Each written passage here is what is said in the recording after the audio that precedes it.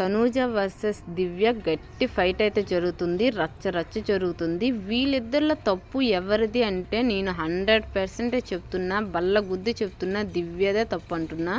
ఎందుకు అంటున్నా అంటే బిగ్ బాస్ క్యాప్టెన్సీ టాస్క్ నుంచి రిమూవ్ చేయమని చెప్తారు ఒక్కొక్కరి పర్సన్కి.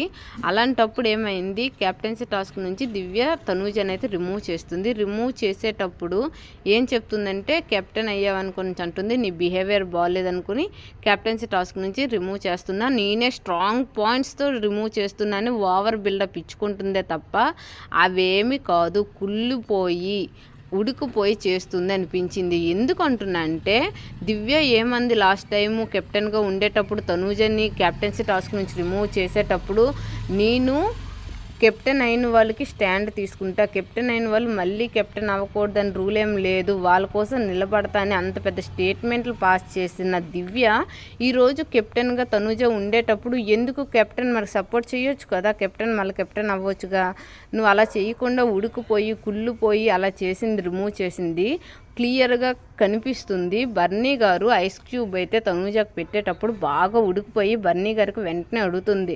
అదేవిధంగా కుల్ఫియా ఏదో పేరు బర్నీ గారికి అంటే దానికి కూడా ఉడికిపోయింది. నేను అనాలి, నేను తప్పే ఇంకెవరు అనకూడదు అని రకంగా అన్ని విధాలుగా ఉడికిపోయింది. బర్నీ కూతురు వచ్చి తనూజతో మంచిగా ఉండి దీంతో మంచిగా లేదని కూడా ఉడికిపోయింది.